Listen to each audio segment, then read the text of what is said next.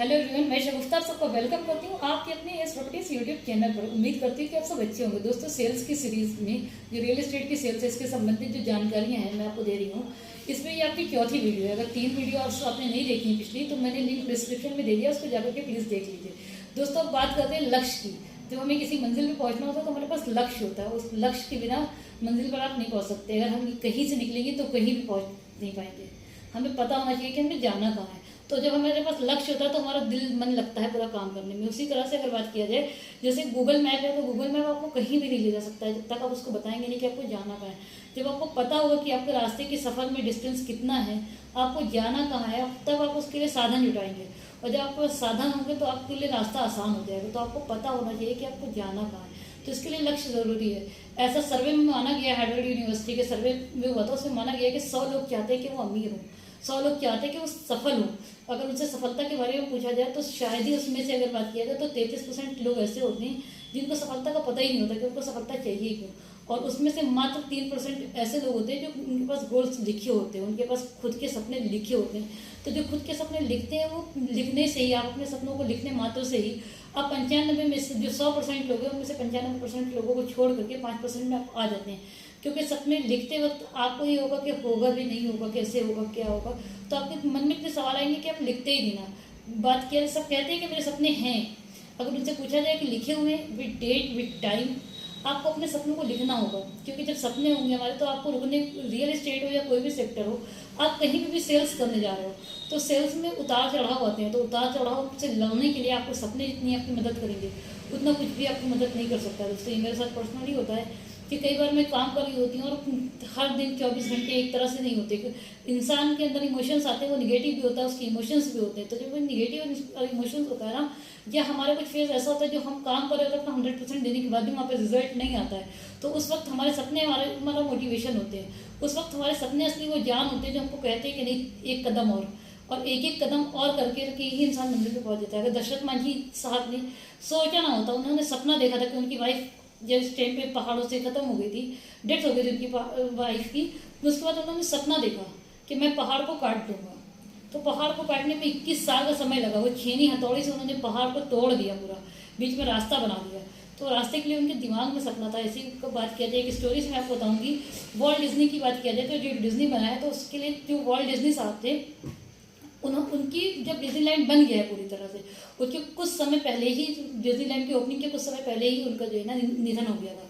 तो जब Walt Disney साहब का उसकी ओपनिंग हुई डिज्नीलैंड की, तो सबने एक स्पीच दी तो बड़ा दुख से अनुभव प्रतीत किया कि जो है ना वॉल्ट डिज्नी साहब होते तो काश इसको देख पाते। तो लास्ट में मिसेस जो है ना वॉल्ट डिज्नी आई, तो उन्होंने ये बात बताई कि श्रीमान, मैं आप लोगों को सही करना चाहूँगी, जो आप देख रहे हैं, अगर उन्होंने ये सपना ना देखा होता, वॉल्ट डिज्नी साहब ने अगर ये सपना ना देखा होता तो आज जिसको आप ना देख पाएंगे।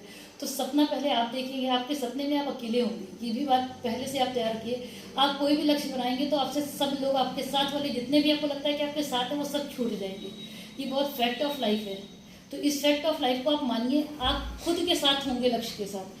जितना आपको खुद पे भरोसा होगा, अपने लक्ष्य पे भरोसा होगा, उतनी जल्दी आप मंजिल पे पहुंच जाएंगे। तो लक्ष्य बनाइए, मंजिल की राह में ऊपर नीचे सब कुछ आएगा जब आप बनाए।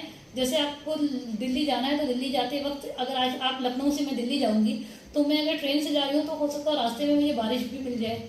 तो बारिश के साथ साथ अगर और भी चीज़ें हैं जो मिल सकती हैं, खराब मौसम होना या बीमार होना, ये सब चीज़ें नेचुरल है। तो नेचुरल चीज़ों को साथ आपको लेके, मगर आपको बढ़ते रहना है। मैं चल नहीं सकता, आप चल नहीं सकते हो।